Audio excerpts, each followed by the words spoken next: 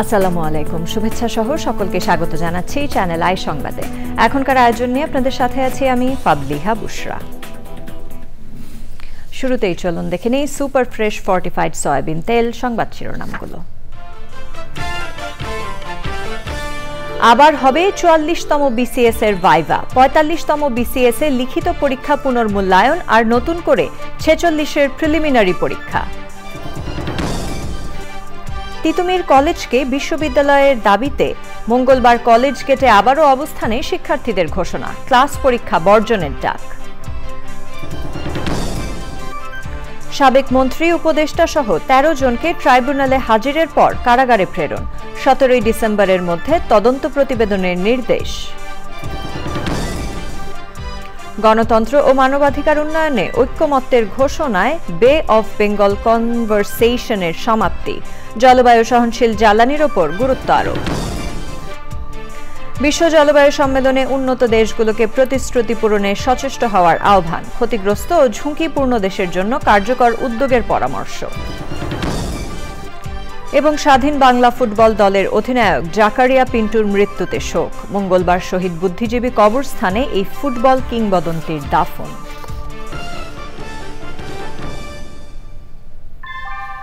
আমরা তৈরি করি বিশ্বমানের জার্মান প্রযুক্তির ভূমিকম্প সহনশীল থার্মেক্স রড, যা আপনার স্থাপনাকে নিরাপদ রাখে প্রজন্ম থেকে প্রজন্ম। সালাম স্টিল, মোস্ট ডিউরেবল স্টিল। সংবাদ শিরোনামগুলো জানাচ্ছিলাম। এখনকার সংবাদ আয়োজন একই সঙ্গে চ্যানেল আই এর ইউটিউব চ্যানেল এবং চ্যানেল আই এর ওটিটি প্ল্যাটফর্ম আই স্ক্রিনে লাইভ স্ট্রিম হচ্ছে। এবার জানাবো বিস্তারিত খবর। বিগত আওয়ামী লীগ সরকারের আমলে অনুষ্ঠিত হওয়া 3টি বিসিএস পরীক্ষার মূল্যায়নে নতুন সিদ্ধান্ত নিয়েছে সরকারি কর্ম কমিশন পিএসসি। পিএসসির সভায় 46তম বিসিএস এর প্রিলিমিনারি পরীক্ষার ফল পুনরায় ঘোষণা করার সিদ্ধান্ত হয়েছে।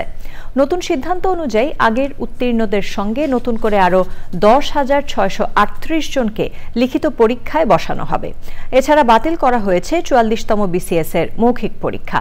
লিখিত পরীক্ষায় উত্তীর্ণ সবাইকে আবারও মৌখিক পরীক্ষা দিতে হবে। একই সাথে 45তম বিসিএস এর লিখিত পরীক্ষার উত্তরপত্র তৃতীয় পরীক্ষকের মাধ্যমে মূল্যায়নের সিদ্ধান্ত হয়েছে। পিএসসি আরও জানিয়েছে, বাংলাদেশ রেলওয়ের নন ক্যাডার পদে উপসহকারী প্রকৌশলী নিয়োগে অনুষ্ঠিত লিখিত পরীক্ষার বিষয়ে পর্যালোচনা হচ্ছে।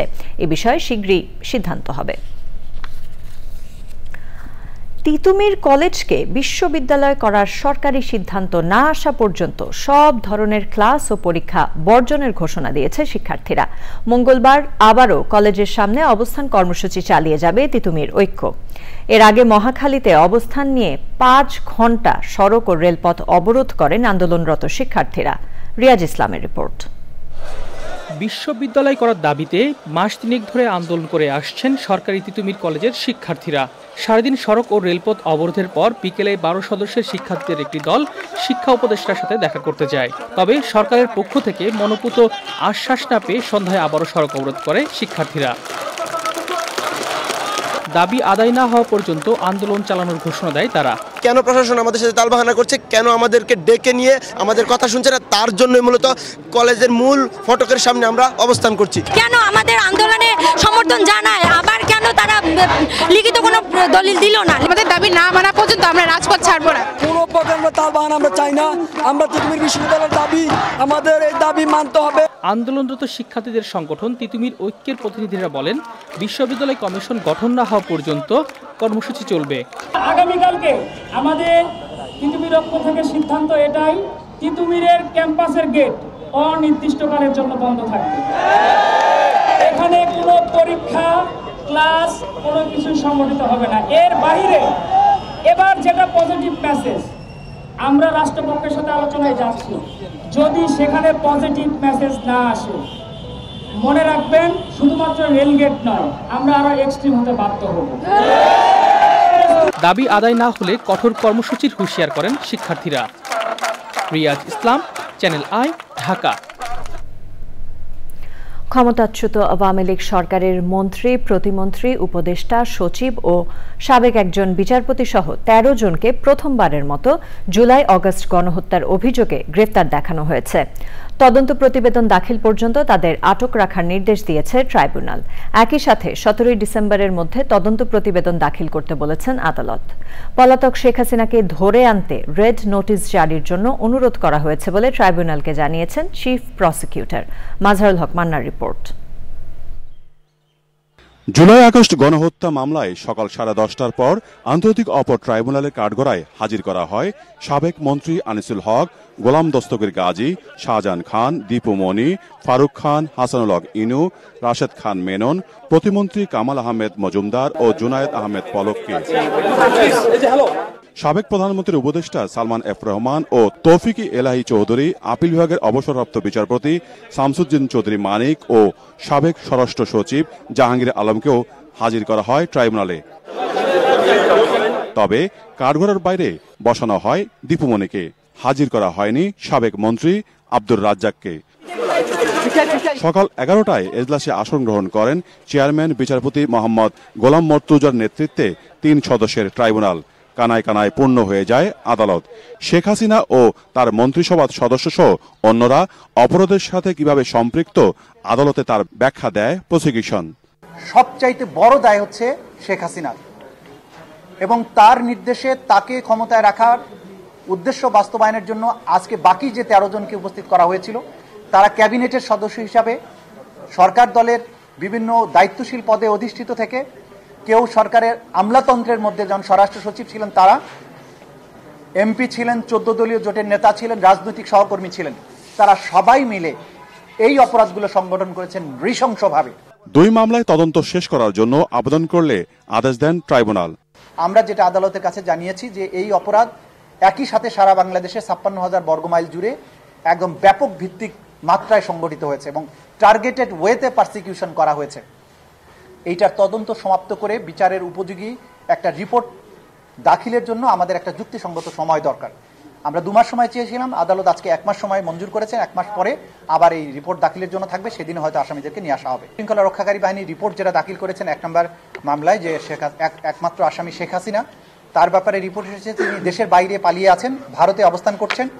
সেজন্য আমাদের পক্ষ থেকে আমরা ফরমাল রিকোয়েস্ট পাঠিয়েছি ইন্টারপোলের কাছে রেড নোটিশের মাধ্যমে, যে তাকে পেলে যেন গ্রেপ্তার করা হয়।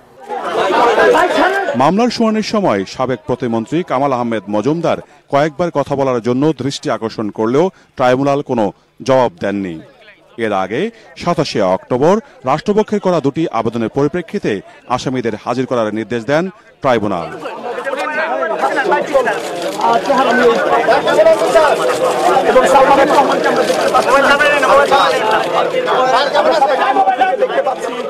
Mazharul Haque Manna, channel I, Dhaka. Police ভেরিফিকেশনে চাকরি প্রার্থীর আত্মীয় স্বজনের রাজনৈতিক পরিচয় জানতে না চাওয়ার সুপারিশ করবে পুলিশ সংস্কার কমিশন। কাউকে গ্রেফতার ও রিমান্ডে নিয়ে উচ্চ আদালতের 9টি নির্দেশনা মানারও সুপারিশ করবে তারা।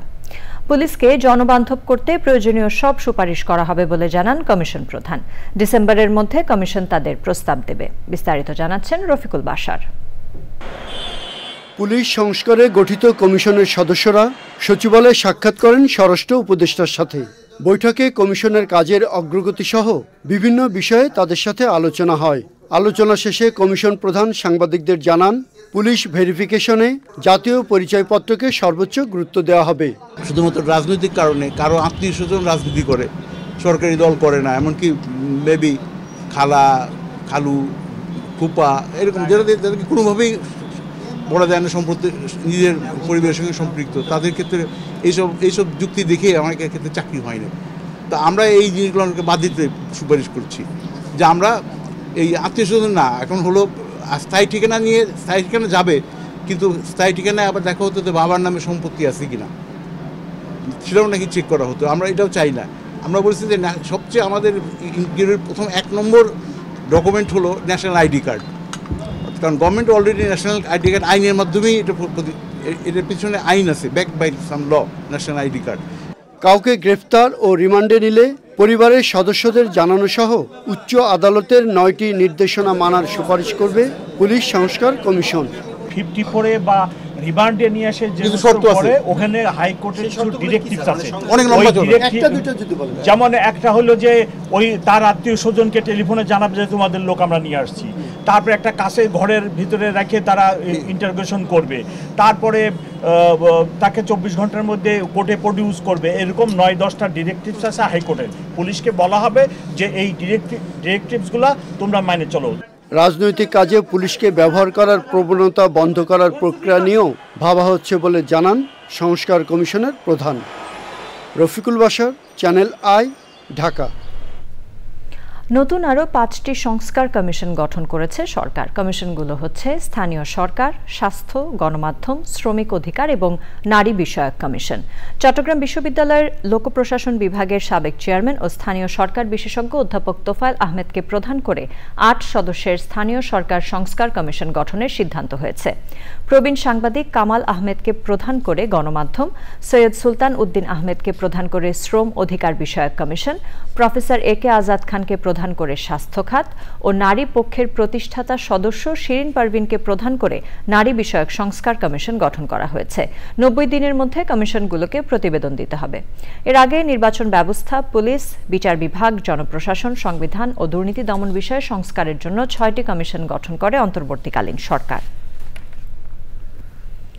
অন্তর্বর্তী সরকারের মেয়াদ সর্বোচ্চ 4 বছর হতে পারে বলে জানিয়েছেন প্রধান উপদেষ্টা ডক্টর মোহাম্মদ ইউনূস।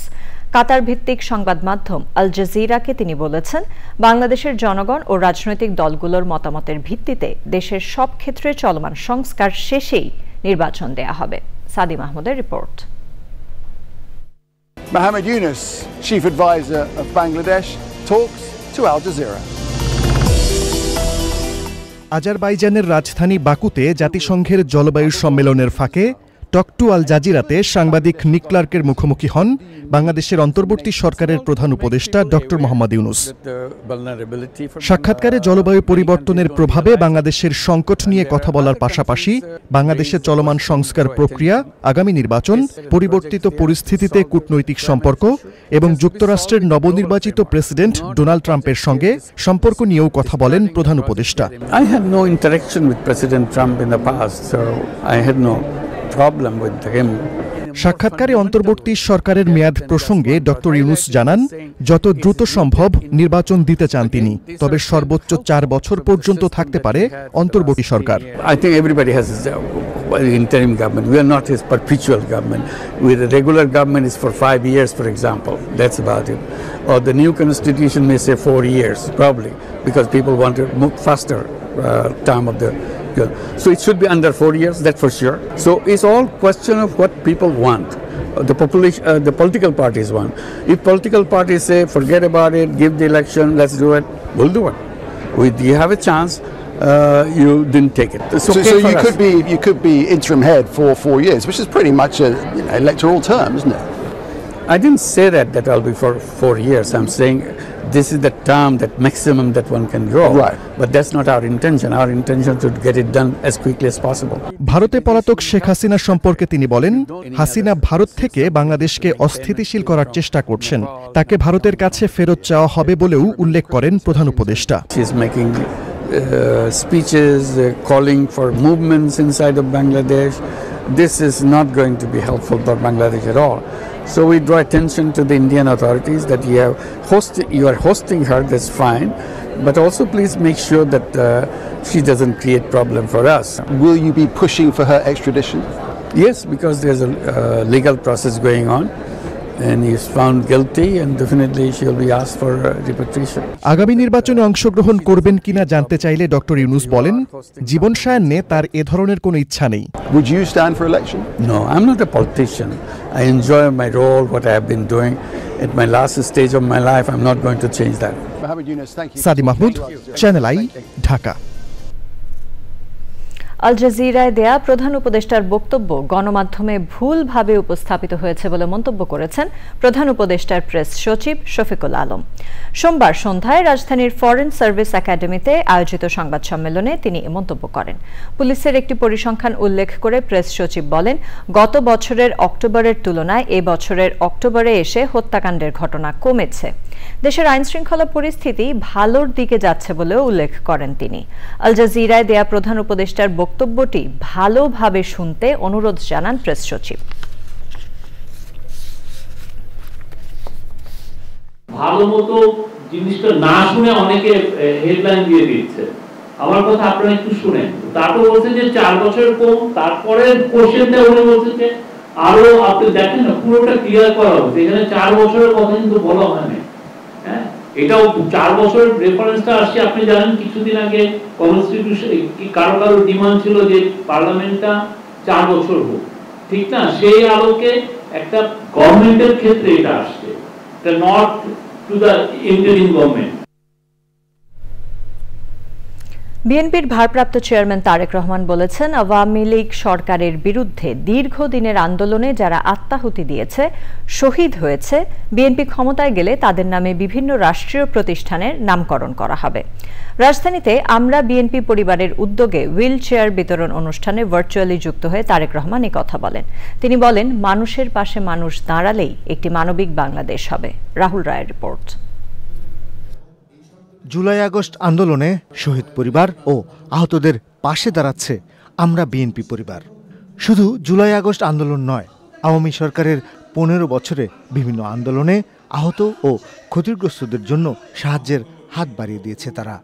সারা দেশেই নিয়েছে নানা উদ্যোগ। জাতীয় প্রেস ক্লাবে বিভিন্ন সময়ে আন্দোলনে পঙ্গুত্ব বরণ করাদের হুইল চেয়ার দিয়েছে সংগঠনটি। অনুষ্ঠানে অনলাইনে যুক্ত হন আমরা বিএনপি পরিবারের প্রধান ও বিএনপির ভারপ্রাপ্ত চেয়ারম্যান তারেক রহমান। ক্ষমতায় গেলে একটি মানবিক রাষ্ট্র গড়ে তোলার কথা বলেন তিনি।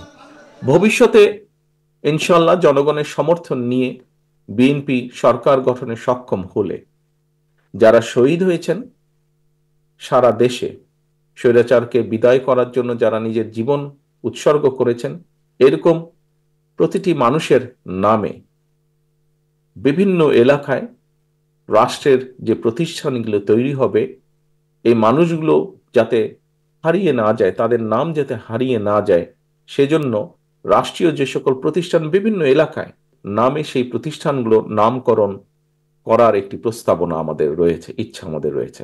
মানব কল্যাণে যার যার সামর্থ্য অনুযায়ী এগিয়ে আসার আহ্বান জানান তারেক রহমান। আমি মনে করি তারা দেশের জন্য, আমরা যারা আছি আমাদের জন্য তারা যে আত্মত্যাগ করেছেন, আমাদের কর্তব্য, আমাদের দায়িত্ব এই মানুষগুলোর পাশে যতটুকু সম্ভব দাঁড়ানো। আমরা সকলে যদি সকলের সহযোগিতায় এগিয়ে আসি, আমি দৃঢ়ভাবে বিশ্বাস করি আজ না হলেও কাল, কাল না হলেও পরশু আমরা যেরকম একটি বাংলাদেশ নিজেদের মনে কল্পনা করি, সেই বাংলাদেশের সূচনা আমরা দেখতে সক্ষম হব বলে আমি বিশ্বাস করি। বিএনপির ভারপ্রাপ্ত চেয়ারম্যান বলেছেন, রাজনীতিবিদ থেকে সাধারণ মানুষ প্রত্যেকের অবদান থাকলেই জয় হবে মানবতার। রাহুল রায়, চ্যানেল আই, ঢাকা। গণতন্ত্র, মানবাধিকার ও বহুমাত্রিক সম্পর্ক উন্নয়ন সহ বেশ কিছু ইস্যুতে ঐক্যমত্য পোষণ করে শেষ হলো 3 দিনের বে অফ বেঙ্গল কনভারসেশন। শেষ দিনে জলবায়ু সহনশীল জ্বালানি উৎপাদন ও ব্যবহারের ওপর কথা বলেছেন আলোচকরা। একটি সেশনে বাংলাদেশে পাকিস্তানের হাইকমিশনার বলেছেন, বাংলাদেশ ও পাকিস্তানের মধ্যে বাণিজ্য সম্পর্ক বাড়ানোর অনেক সুযোগ রয়েছে। পরাগ আজিমের report. Centre for governance studies CJS এর আয়োজনে 3 দিনের বে অফ বেঙ্গল কনভারসেশনের সমাপনী দিনে বেশ কয়েকটি সেশন অনুষ্ঠিত হয়। গণতন্ত্র, মানবাধিকার, রাজনীতি, অর্থনীতি, ব্যবসা বাণিজ্য, কূটনীতি, জলবায়ু সহ নানা বিষয়ে খোলামেলা আলোচনা করেন বক্তারা। একটি আলোচনায় বাংলাদেশের নবায়নযোগ্য জ্বালানি ব্যবহার নিয়ে সবাই একমত পোষণ করেন। গ্রামীণ ফোনের মতন অন্য কর্পোরেটরাও যেন ডাইরেক্টলি রিনিউয়েবল এনার্জি অ্যাক্সেস করতে পারে। এই রিনিউয়েবল এনার্জি যদি আমরা সরাসরি অ্যাক্সেস করতে পারি, তাহলে আমাদের কার্বন ফুটপ্রিন্টটা কমিয়ে ফেলা সম্ভব। মানুষের ক্ষতি করে উন্নয়ন নয়, এমন কথাও জোরে সোরে আলোচিত হয়েছে সেশনে। যখন একটা দেশ বা একটা সোসাইটি ডেভেলপ করে তখন ওইটার একটা হিউম্যান কস্ট থাকে। তো আমাদের দেশ বা জাতি, আমাদের বাংলাদেশে এই যে ডেভেলপমেন্টটা হয়েছে বা হচ্ছে, এটার পিছনে যে হিউম্যান কস্ট আছে এটাকে কিভাবে আমরা মিটিগেট করতে পারি। তো আমাদের বিভিন্ন প্রশ্ন ছিল এখানে। আমি প্রাইমারিলি গার্মেন্টস ইন্ডাস্ট্রি এবং ইন্স্যুরেন্স ইন্ডাস্ট্রির ক্ষেত্রে আমি কথা বলেছি, এবং আমাদের আরও প্যানেলিস্ট ছিল, তারাও এই প্রশ্ন করেছে যে কিভাবে এটাকে ডেভেলপ করা যায়। বিকেলে একটি সেশনের বিশেষ বক্তা ছিলেন বাংলাদেশে পাকিস্তানের high commissioner. A particularly noteworthy example of untapped potential in our region is the bilateral trade between Pakistan and Bangladesh. As we look ahead, it is clear that there is a significant opportunity to enhance trade between our two countries. While our trade relations have grown over the years, the figures still fall short of the potential we know exists. মুক্ত পরিবেশে এমন একটি সম্মেলন আয়োজন করতে পেরে খুশি আয়োজকরা। বে অফ বেঙ্গল কনভারসেশনকে আমরা বলবার চেষ্টা করছি এটা একটা গ্লোবাল প্ল্যাটফর্ম, এটা বাংলাদেশের কিছু না, কিন্তু located in Bangladesh, so that বাংলাদেশকে আমরা ব্র্যান্ডিং করা, বাংলাদেশকে বিশ্বের অন্যদের সঙ্গে পরিচিত করে তুলতে পারি। পৃথিবীটা অনেক জটিল ভঙ্গুর একটা অবস্থার মধ্যে আছে, এটা আমাদের মূল থিম। এর মধ্যে আমরা অবশ্যই ইন্দো প্যাসিফিক এই রিজিয়নের মধ্যে যারা যুক্ত তাদেরকে অনেক বেশি প্রাধান্য দেবার চেষ্টা করেছি। এবার নতুন আমরা সাউথ এশিয়ান কান্ট্রিগুলোকে অনেক গুরুত্ব দেবার চেষ্টা করেছি। আমাদের আলোচনার মূল এজেন্ডাগুলো ছিল geopolitics, climate change, trade, human rights, misinformation, disinformation, hate speech. Bay of Bengal কনভারসেশনে অংশ নেন ৮০টি দেশের প্রতিনিধিরা। পরাগ আজিম, চ্যানেল আই, ঢাকা। জলবায়ু পরিবর্তনের বিরুদ্ধে কার্যকর পদক্ষেপ নিতে ২০৩০ পর্যন্ত অপেক্ষা করা সম্ভব নয় বলে মন্তব্য করেছেন পরিবেশ, বন ও জলবায়ু পরিবর্তন উপদেষ্টা সৈয়দা রেজওয়ানা হাসান। এই সময়ের মধ্যে বাংলাদেশ ২২% কার্বন নির্গমন হ্রাসের লক্ষ্য নির্ধারণ করেছে বলেও জানান তিনি। আজারবাইজানের বাকুতে জাতিসংঘ বিশ্ব জলবায়ু সম্মেলনের সাইড ইভেন্টে অংশ নিয়ে একথা বলেছেন তিনি। বিপর্যয়ের ঝুঁকিতে থাকা সভ্যতা রক্ষায় ন্যায্যতার ভিত্তিতে অর্থায়ন ও ছাড়ে গুরুত্ব আরোপ করেছেন প্রকৃতি বন্ধু বীর মুক্তিযোদ্ধা মুকিত মজুমদার বাবু। আজারবাইজানের বাকু থেকে আরও জানাচ্ছেন আলিম আল রাজি।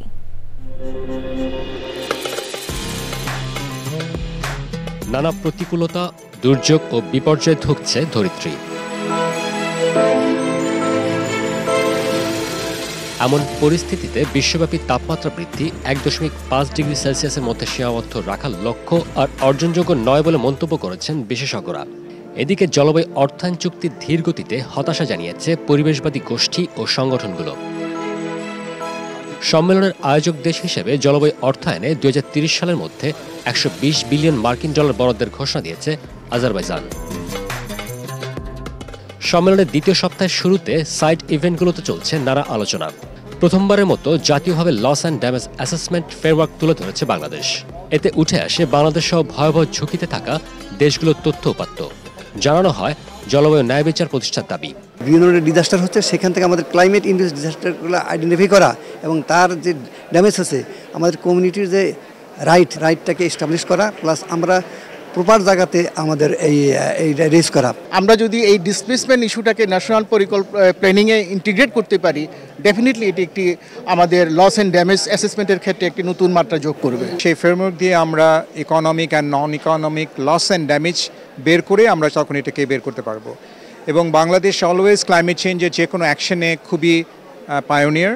আপনারা জানেন যে আমরা একটি ন্যাশনাল অ্যাডাপ্টেশন প্ল্যান তৈরি করেছি, সেখানেও বিশ্বের কাছে এটা সমুদ্রিত হয়েছে।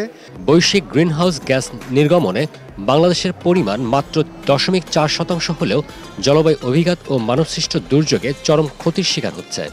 ভবিষ্যতে নিরাপদ ও সমৃদ্ধ আবাস নিশ্চিতে জানানো হয়েছে জলবায়ু ন্যায় বিচার ও প্রতিশ্রুতি অনুযায়ী অর্থ ছাড়ের আহ্বান।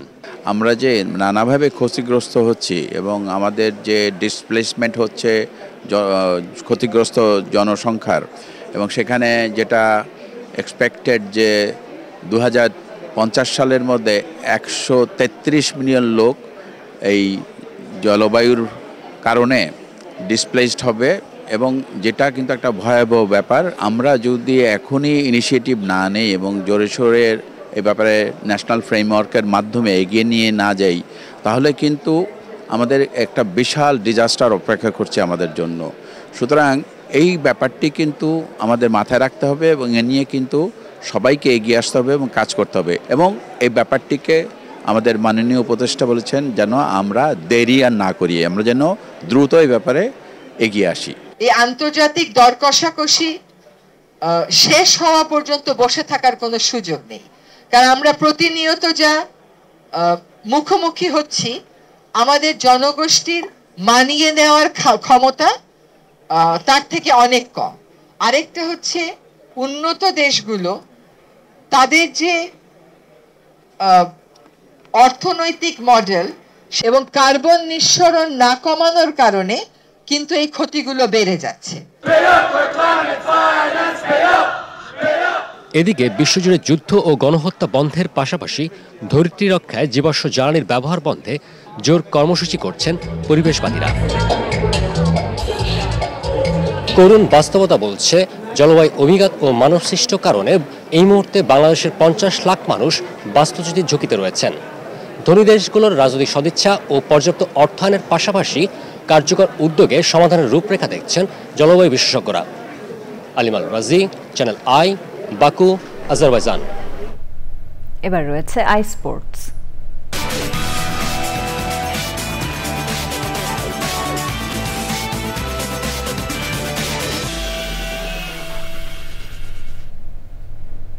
খেলাধুলার সব আপডেট নিয়ে আই স্পোর্টসে আছেন সহকর্মী আরিফ চৌধুরী। যাচ্ছি তার কাছে। আরিফ, ধন্যবাদ আপনাকে। দর্শক ধন্যবাদ আপনাকে। এবার জানাবো অন্যান্য খবর।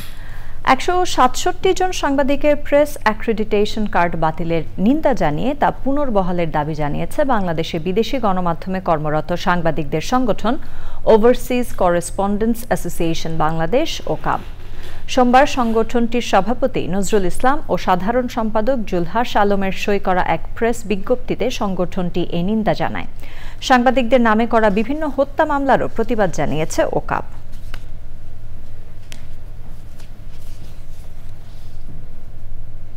প্রিয় দর্শক, আপনারা দেখছেন চ্যানেল আই সংবাদ। সময় হয়ে গেল একটি বিরতি নেবার।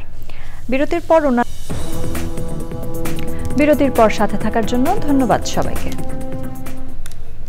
বিমান পরিবহন, পর্যটন ও ভূমি মন্ত্রণালয় উপদেষ্টা এএফ হাসান আরিফ বলেছেন, সংস্কার দোকান থেকে কেনার বিষয় না, এটি একটি চলমান প্রক্রিয়া। সংস্কার কমিশনগুলো গণমতামত নিচ্ছে, তার ভিত্তিতেই সংস্কার হবে। সোমবার বিকেলে যশোর জেলা প্রশাসকের সম্মেলন কক্ষে মতবিনিময় সভায় প্রধান অতিথির বক্তব্যে তিনি এই কথা বলেন। যশোরের সরকারি কর্মকর্তা, সুধীমণ্ডলী, ছাত্র নেতা ও গণমাধ্যম কর্মীদের নিয়ে অনুষ্ঠিত সভায় জেলা প্রশাসক মোহাম্মদ আজহারুল ইসলাম সহ বিএনপি, জামায়াত, ইসলামী শাসনতন্ত্র আন্দোলন সহ বিভিন্ন রাজনৈতিক ও সামাজিক সংগঠনের নেতারা তাদের মতামত দেন।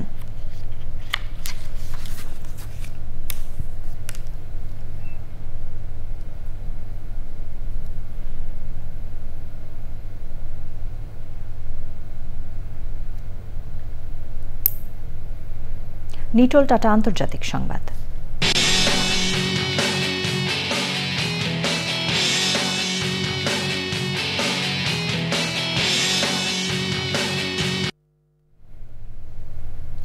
গাজায় ইসরায়েলি বাহিনীর হামলায় 24 ঘণ্টায় আরও 111 ফিলিস্তিনি নিহত হয়েছেন। ফিলিস্তিনের প্রতিরক্ষা বাহিনী জানিয়েছে, তাদের একটি দল ঘটনাস্থলে আহত ও ধ্বংসস্তূপের নিচে আটকা পড়াদের উদ্ধারে কাজ করছে। লেবাননের রাজধানী বেইরুতে ইসরায়েলের হামলায় হিজবুল্লাহর মুখপাত্র মোহাম্মদ আফিফ নিহত হয়েছেন। লেবাননের একটি নিরাপত্তা সূত্র এ তথ্য জানিয়েছে। তবে এই বিষয়ে ইসরায়েলের সেনাবাহিনী কোনো মন্তব্য করেনি। আফিফ বেশ কয়েক বছর ধরে হিজবুল্লাহর গণমাধ্যম সম্পর্ক বিভাগের দায়িত্বে ছিলেন। শনিবার লেবাননের বেইরুতে ইসরায়েল 145 বার হামলা চালিয়েছে বলে প্রতিবেদন প্রকাশ করা হয়েছে।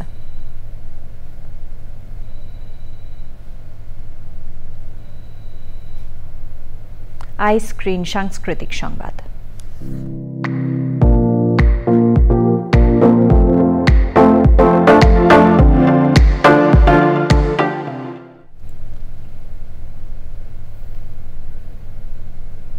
দেশের পাশাপাশি একযোগে যুক্তরাষ্ট্র ও মালদ্বীপেও মুক্তি পেয়েছে শাকিব খানের দরদ।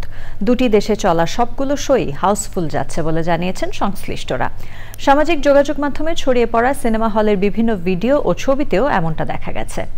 22 নভেম্বর থেকে দুবাই ও মালয়েশিয়া সহ আরও কয়েকটি দেশের দর্শকরা দরদ উপভোগ করতে পারবেন। দুলু মিয়া চরিত্রে শাকিব খানের অভিনয়, ক্যারিশমায় মুগ্ধ হচ্ছেন সবাই। ফাতিমা চরিত্রে দর্শকের হৃদয়ে স্থান করে নিয়েছেন বলিউড অভিনেত্রী সোনাল চৌহান। এবার জানাবো কৃষি সংবাদ।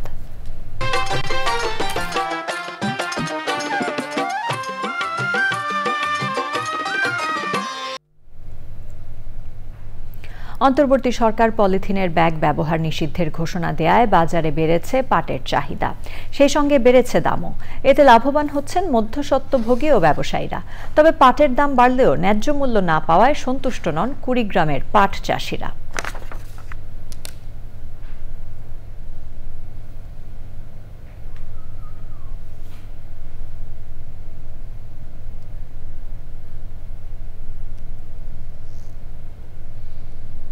এবার জানাবো প্রকৃতি সংবাদ।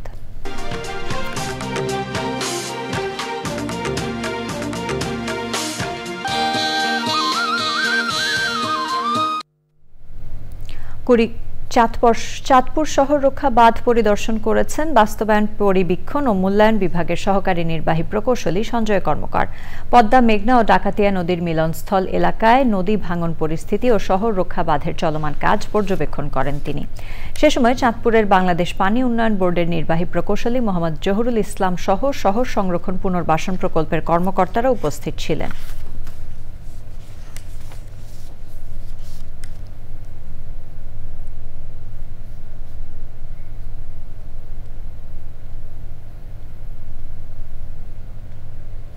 সংবাদে আবারও সময় হয়ে গেল একটি বিরতি নেবার। বিরতির পর অন্যান্য খবরের সাথে আরো জানিয়ে ফিরব। বিরতির পর সাথে থাকার জন্য ধন্যবাদ সবাইকে।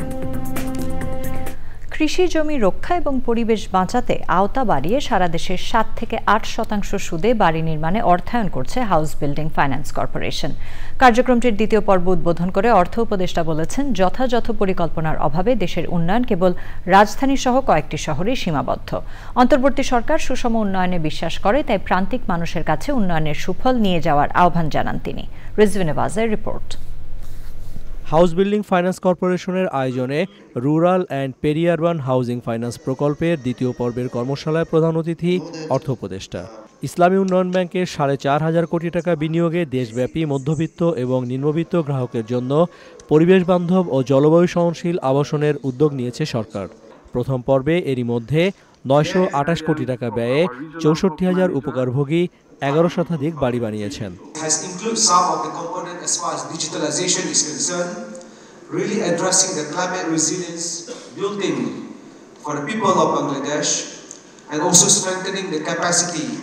of our Bangladesh House Building Finance Corporation, and with this we are glad to inform that as of October this last month we have disbursed about 24% of our 270 million euro.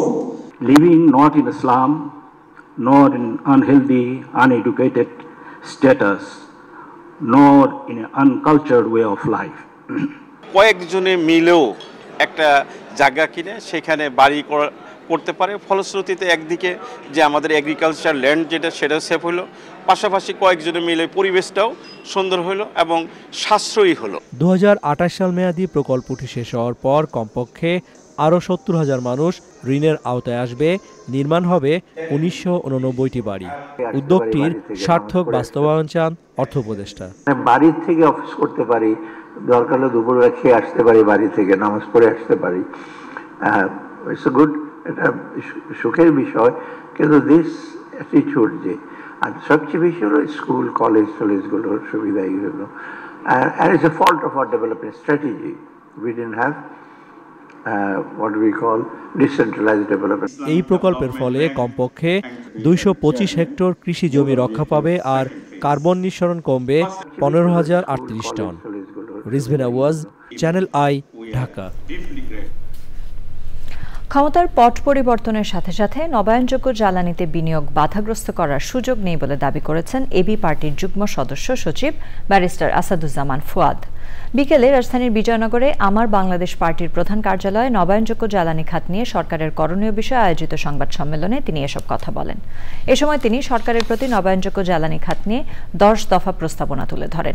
সে সময় এবি পার্টি ঢাকা মহানগর দক্ষিণের যুগ্ম সচিব শফিউল বাশার সহ অন্যরা উপস্থিত ছিলেন। আমদানি করলে ফসিল ফুয়েলের বিদ্যুৎ আমদানি না করে নেপাল, ভুটান থেকে যদি আপনি জলবিদ্যুৎ থেকে তৈরি করা বিদ্যুৎ আমদানি করতে পারেন, সেটা আমাদের পরিবেশের জন্য এবং ওই অঞ্চলের পরিবেশের জন্য এটা ভালো হবে। আমরা বলছি এবং দাবি করছি অন্তর্বর্তীকালীন সরকারকে যে ইমিডিয়েটলি নবায়নযোগ্য জ্বালানি প্রকল্পগুলো যেগুলো বাতিল করেছেন সেগুলো সচল করবেন। যেগুলোতে মনে করেন যে আওয়ামী লীগের মালিকানা আপনারা চান না, ফাইন, সেগুলো আপনারা আওয়ামী লীগের মালিকানা বিক্রি করে দিতে পারেন, অথবা যদি হয় টোটালটা বিদেশি কোম্পানিকে দিয়ে দেন। যেমন কোনো কোম্পানিতে হয়েছে, ধরেন সালমান এফ রহমান 10% মালিক, একটা চাইনিজ কোম্পানি অথবা বিদেশি কোম্পানি বাকি 90% এর মালিক, ওই কোম্পানিকে বলেন বাকি 10% কিনে দিতে। সিরাজগঞ্জ জেলার শাহজাদপুরে রবীন্দ্র বিশ্ববিদ্যালয়ের স্থায়ী ক্যাম্পাসের দাবিতে মানববন্ধন করেছে বিশ্ববিদ্যালয়ের শিক্ষার্থীরা। সোমবার বিশ্ববিদ্যালয়ের ভাড়া করা একাডেমিক ভবন ৩-এর সামনে ঢাকা বগুড়া মহাসড়কে এক সমাবেশ ও মানববন্ধন করে স্থায়ী ক্যাম্পাস নির্মাণে অতি দ্রুত পদক্ষেপ নিতে সংশ্লিষ্টদের আহ্বান জানান তারা।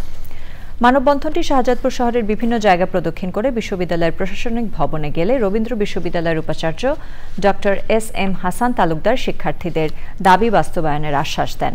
2017-18 শিক্ষাবর্ষ থেকে 5টি বিভাগে শিক্ষা কার্যক্রম চালু হলেও রবীন্দ্র বিশ্ববিদ্যালয়ের স্থায়ী ক্যাম্পাসের জন্য কোনো অবকাঠামো নির্মাণের কাজ শুরু হয়নি। আবারও সময় হয়ে গেল একটি বিরতি নেবার। বিরতির পর খেলার খবরে জানিয়ে ফিরব। পাকিস্তানকে হোয়াইট ওয়াশ করে টি-20 সিরিজ জিতল অস্ট্রেলিয়া। তৃতীয় ও শেষ ম্যাচে স্বাগতিকদের 7 উইকেটের জয়।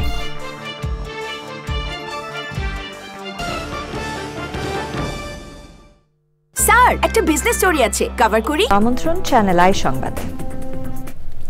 ওমান সালতানাতের 54তম বর্ষপূর্তি পালন করেছে ঢাকার ওমান দূতাবাস।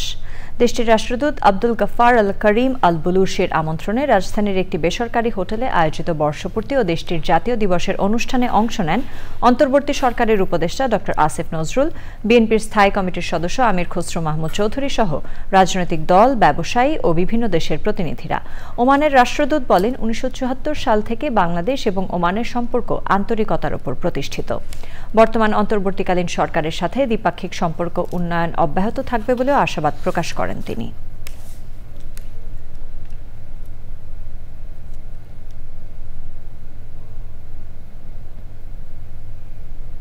এবার রয়েছে খেলার খবর।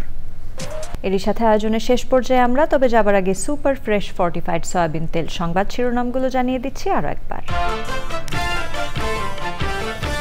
আবার হবে 44তম বিসিএস এর ভাইভা, 45তম বিসিএস এর লিখিত পরীক্ষা পুনর্মূল্যায়ন আর নতুন করে 46-এর প্রিলিমিনারি পরীক্ষা। তিতুমির কলেজকে বিশ্ববিদ্যালয়ের দাবিতে মঙ্গলবার কলেজ গেটে আবারও অবস্থানে শিক্ষার্থীদের ঘোষণা, ক্লাস পরীক্ষা বর্জনের ডাক। সাবেক মন্ত্রী উপদেষ্টা সহ 13 জনকে ট্রাইব্যুনালে হাজিরের পর কারাগারে প্রেরণ, 17 ডিসেম্বরের মধ্যে তদন্ত প্রতিবেদনের নির্দেশ। গণতন্ত্র ও মানবাধিকার উন্নয়নে ঐক্যমত্যের ঘোষণায় বে অফ বেঙ্গল কনভারসেশনের সমাপ্তি, জলবায়ু সহনশীল জ্বালানির উপর গুরুত্ব আরোপ। বিশ্ব জলবায়ু সম্মেলনে উন্নত দেশগুলোকে প্রতিশ্রুতি পূরণে সচেষ্ট হওয়ার আহ্বান, ক্ষতিগ্রস্ত ও ঝুঁকিপূর্ণ দেশের জন্য কার্যকর উদ্যোগের পরামর্শ। এবং স্বাধীন বাংলা ফুটবল দলের অধিনায়ক জাকারিয়া পিন্টুর মৃত্যুতে শোক, মঙ্গলবার শহীদ বুদ্ধিজীবী কবরস্থানে এ ফুটবল কিংবদন্তির দাফন।